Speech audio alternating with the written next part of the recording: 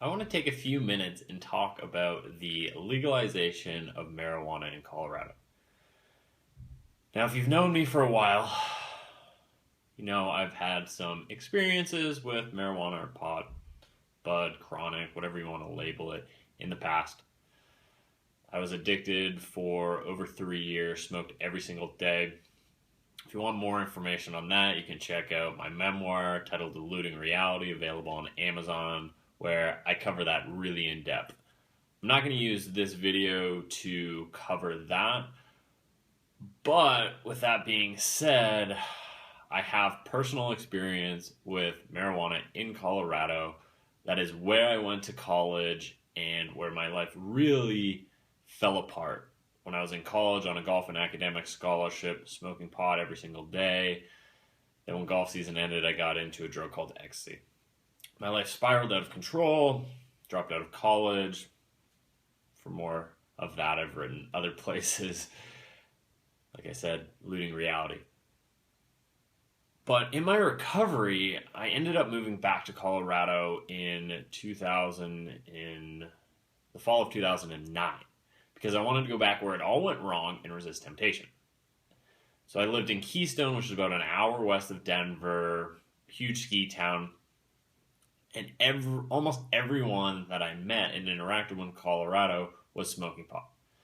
Now, this was 4 years before they legalized it, and in Colorado, it's just an entire culture where smoking pot is really accepted, just like drinking alcohol is in a lot of other places.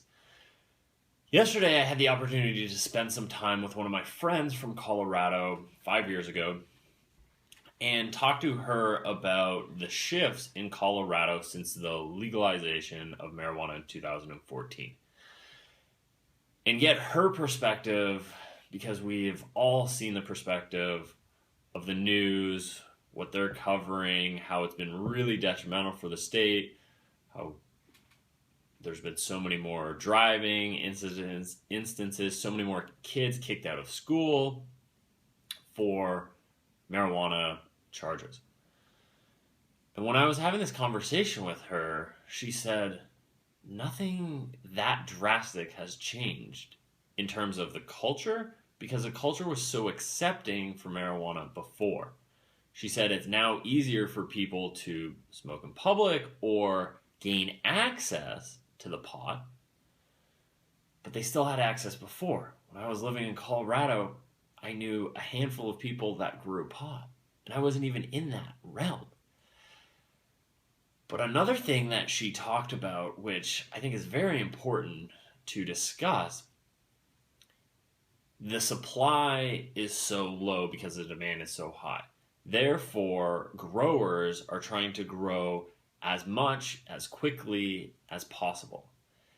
And they say if you look at when you get marijuana, it's usually in a similar bottle as a prescription drug. And if you rip off the label of what kind it is, it has all the chemicals that are in the pot, that are on it to make it grow faster.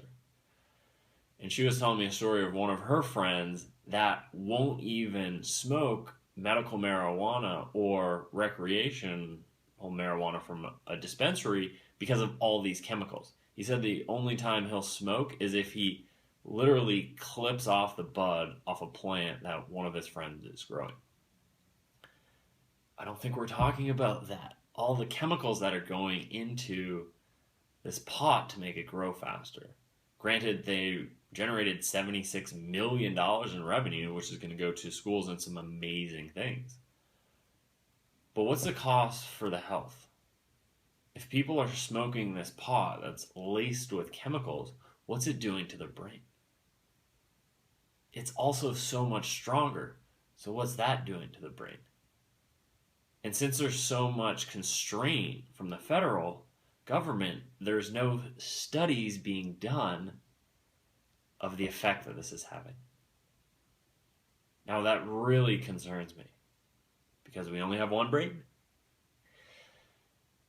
We've yet to figure out a brain transplant. Therefore, anytime that we smoke pot, it's going to change the way their brains develop. I work in a lot of schools, and something I stress to students is I can't tell you guys not to do drugs, but what I can tell you is they might make sure that you never accomplish your dreams because they change your brain chemistry, or you might get arrested. Not as likely in Colorado. Now, there's a few other things that haven't really been mentioned a lot. She was talking about how the job market is thriving in Colorado and how it's almost impossible to get a job because so many people have moved there. Something else that hasn't been discussed very often is the cost of living. Property value has soared over 30% in the last 2 years. Now, you might be thinking, well, how can you get a job if you can't pass a drug test? There's ways around it. Now, there's some amazing things that both positives and negatives for the legalization of pot. I'm sure they've been covered in lots of other outlets, but what I really want to, what I'm concerned about is all the chemicals that are going on, of how strong this pot is getting. I recently spent some time with some heroin addicts, and they said, man, this new dabs, which can be 80 to 90% THC wax or honey oil, where they mix THC, which is the active ingredient to get you high, with butane. Now these heroin addicts go, yeah, that stuff is crazy. These are people that are addicted on heroin, what I would consider one of the worst drugs. And they don't even know how to respond on this new form of pot.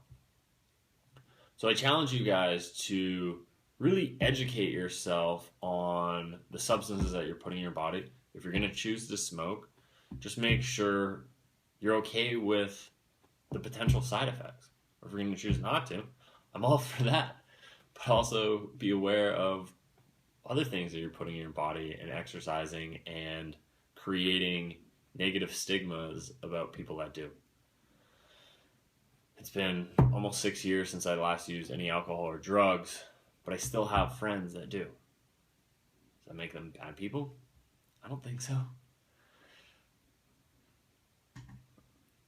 No, it's really easy in recovery to say, oh, it has to be this way or it has to be that way.